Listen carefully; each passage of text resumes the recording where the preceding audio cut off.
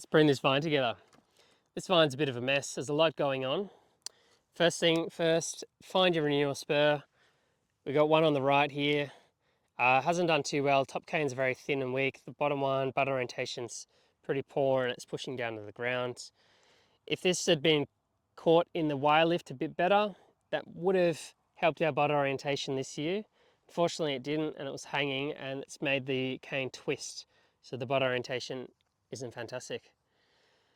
On the left hand side, we have a spur position in here. Bottom bud has failed or been torn off. Top bud has gone all right. So let's start with the left hand side. That's a bit tricky.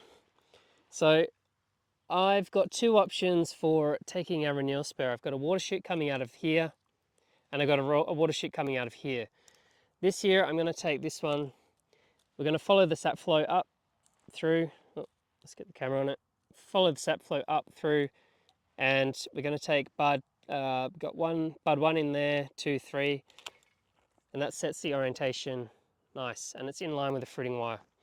This one was also good, but the other one was in a better spot. So we're going to commit to that other one, and we're going to do a safe cut to remove that one. Then we just need to select our fruiting cane for this year. So we've got a healthy fruiting cane coming from the old spur, which is this one here, or we can chase one down from the old fruiting cane. So can you see that big wound? Clearly a tractor has grabbed a cane and ripped it off the old fruiting cane. So I'm going to remove that with a safe cut, and we're going to use the cane off the spur at the back to wrap down this here. Anything else can come off with safe cuts. Dried wood can come off, water chutes come off, safe cuts, any return cuts. Make sure you're following the dry back rule.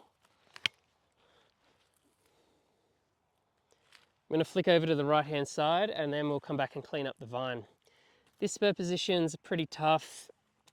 The orientation has not done us too well, but I think I'm going to have to cut it there, otherwise it was bending too much. Next year we're going to have bud 0 in there and bud 1 fire. Bud 1 is going to push us back towards the fruiting wire. That is going to become our renewal spur position. And then if this bud 0 goes really well, we can hopefully bend that around to create a fruiting cane. So that is an inverse spur. It's pretty ugly, but that will follow the sap flow for us and keep it in line. The cane at the top is way too thin to wrap down as a cane, so I'm going to do a safe cut through the top, crown cut on that one.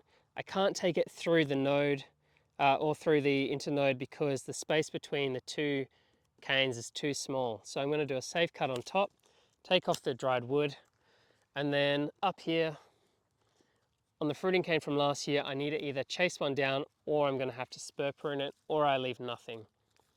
So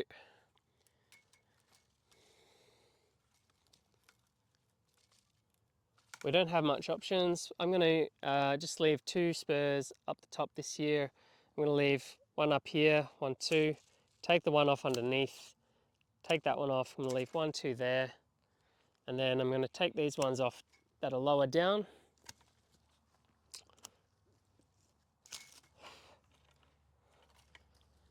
The reason I'm taking the ones off underneath this year is just because obviously when the buds fire, they're going to be shooting straight down and it's going to be pretty difficult. So I'm reducing the bud load on this side of the vine down to 4 buds here plus the spur position.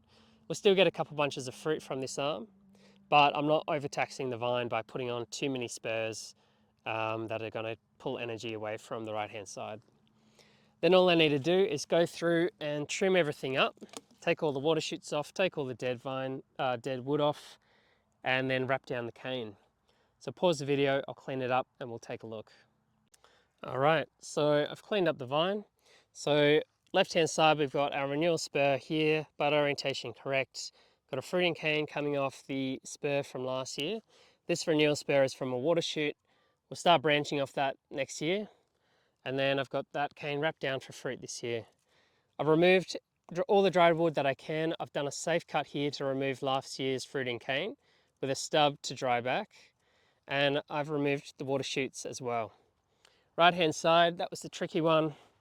I've left this spur position here, I've left one bud coming out there, and then that side, as I said, this will most likely be our renewal spur next year, an inverse spur, and maybe that will be a fruiting cane.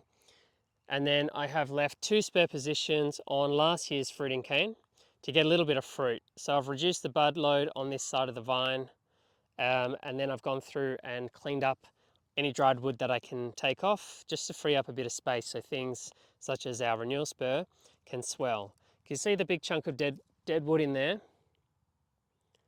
Just in there. I've tried to cut it back as best I can, but you can already see how its presence was sort of like indenting on the renewal spur and stopping it from swelling up. So it's really important just to try and take off that dried wood every year so you can leave room for the vine to swell.